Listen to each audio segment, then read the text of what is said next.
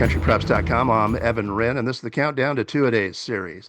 Our daily look at an area football team and the key questions we'll be answering in our August 20th preseason preview here at Big Country Preps. I'm with my partner, Dan Youngblood, via Zoom. And tonight, Dan, we've got the Clyde Bulldogs. And this is a Clyde program that is now in its second year under head coach Jonathan Haddock. Last year they finished 4-7, did make the playoffs to keep that streak going.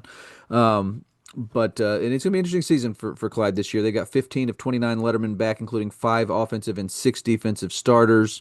So obviously they're gonna have some big questions to answer if they hope to take a step forward. And we'll talk about some of the biggest of those here in just a few minutes. All right, and with that, before we start speaking about Clyde, we want to remind you folks to please hit the subscribe button at YouTube. It's free. And then after that, please hit that little bell so you'll get notifications each and every time that we post a video there. All right, Dan, with that, it's time to start talking about Clyde Bulldog football. The big questions. What is your first one? I think my biggest one is how much farther will they be ahead this year in year two under Coach Haddock than they were last year. I think one thing that was kind of important to remember was that Haddock was a very late hire last year. He was not hired until June, so got a late start there. Had to fill a lot of their positions on that staff. Had a lot of work to do in a very short amount of time, so they didn't have a whole lot of the offseason stuff that you like to have, done. This year is going to be different. Obviously, they had a full offseason under Coach Haddock. They now know him, know what he's about, know his culture, know his terminology.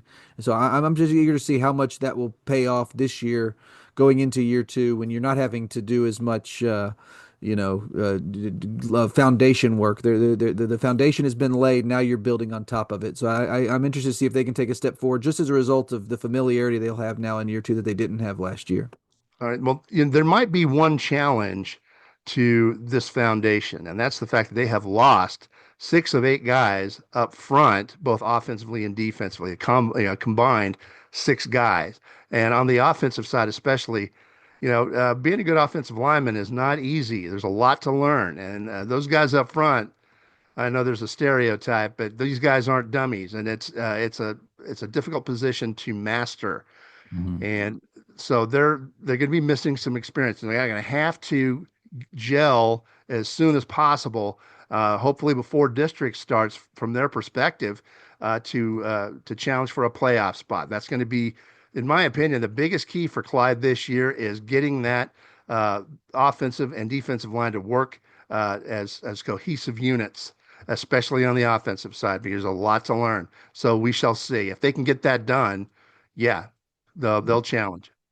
And it is interesting because I remember talking to Coach Haddock last year, and it was that offensive line and the defensive line too as well that he was so excited about because he returned such a great nucleus of experienced guys up front. And this year's kind of the opposite. Last year was kind of like trying to find the skill talent after losing some really important players, but being able to lean on that offensive line. This year's going to be the opposite, and that kind of leads into the last question. You're not going to have the guys up front to lean on, so you're going to be leaning on some skill guys who had some really nice seasons for you. And at the top of that list is quarterback Devin Wright, who has a sophomore last year, was really a breakout star in the big country. He ran for over 1,000 yards, passed for over 1,200, had 22 touchdowns. A kid who really kind of established himself as a really explosive weapon for them. What kind of step forward can he take now in his second year as the starting quarterback? And they've got some other guys that did some nice things for them running the football. Miles Wilshire, a kid who had over 500 yards rushing, he's going to have to take a step forward. So, in the absence of experience up front, can their skill carry them a little bit this year while that offensive line kind of finds its footing? And same thing on the defensive side. Can those linebackers who are making all those tackles last year kind of step up and kind of help those guys in front of them kind of find their way? Because that's going to be important. Because I think your question's huge. And that's probably the most important question when you're looking at personnel is how quickly can they get to a point up front where they're competing at a high level. But they've got some skill guys who are going to have to carry that weight early. Are they up to that task? So that's going to be really interesting to watch as well.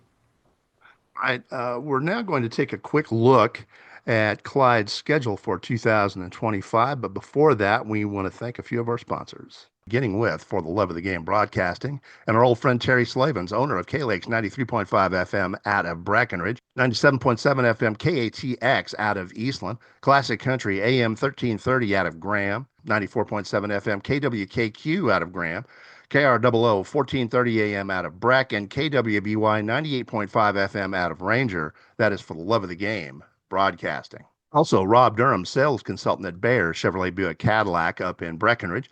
If you're in the market for a new vehicle or a used vehicle, call Rob. He's one of the nicest guys you'll ever want to meet. Give him a shout at 254 559 2266. That's Rob Durham up at Bayer Chevrolet Buick Cadillac in Breckenridge.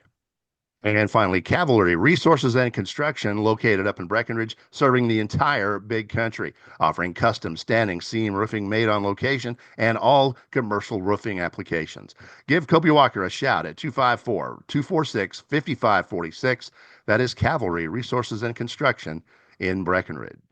All right, and with that, it is time to take a look at Clyde's schedule for 2025.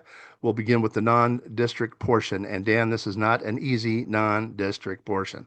This is a challenging schedule for Clyde, and as long as they stay healthy, they should be battle hardened by the time they get to district play. They will open with an improved, difficult Cisco team at home August 29th. They will then have three straight road games at Eastland, at Shallowater, and at Snyder on the 5th, 12th, and 19th, respectively. And then they will come home again and face Muleshoe, a very good Muleshoe team, on the 26th of September before jumping into the open date. And after that open date, they jump right into district with a big home game against Breckenridge on October 10th, followed by a road date at San Angelo TLCA on the 17th of October. They then play back-to-back home games against Sweetwater and Jim Ned on the 24th and 31st of October before closing out the regular season at Comanche on November 7th. So this is going to be an interesting schedule and one that I kind of like for them. That non-district schedule, like you mentioned, not easy by any stretch, but there are a couple opportunities for some wins and to build some confidence. And then you jump right into district with a couple of really important but winnable games right there as well. So I'm interested to see how Clyde kind of navigates this schedule of theirs. I think let's talk about the game of the year for Clyde or games of the year. I think that they lead off with Breckenridge right off the bat there on the 10th of October. If they win that game, they'll go into TLCA an obvious favorite. So I mean, if they go out of that 2-0, that's all the pressure's off and a tough stretch run against Sweetwater, Jim Ned, and Comanche. Now, if they split those first two games with Breck and TLCA, they're going to be under pressure for the rest of the year unless they can knock one of the big three off. Yeah, I agree. I think that Breckenridge game just jumps out like a sore thumb to me as their game of the year. Because if you win that one, I agree. You take that TLCA game and you're in the playoffs. The pressure's off in terms of trying to earn a playoff spot. Then you're trying to improve your seeding. If you lose that Breckenridge game, you not only have to take care of TLCA the following week, you got to find an upset somewhere down the stretch as well. So, yeah, I think we're in complete agreement that Breckenridge game is going to be a really big one for them right to kick off district there on October 10th. All right, and with that, it's time to wrap up this edition of the Countdown to Two-A-Days series, the Clyde Bulldogs. But before we do that, we want to remind you, August 20th is the big day here at Big Country Preps. That's the day we release our preseason preview featuring team previews of all the 11-man teams we cover, all 45 of them, plus a six-man preview. We will have more than 40 player features. We will have district predictions. We will have opinion pieces. We will have stats, standings.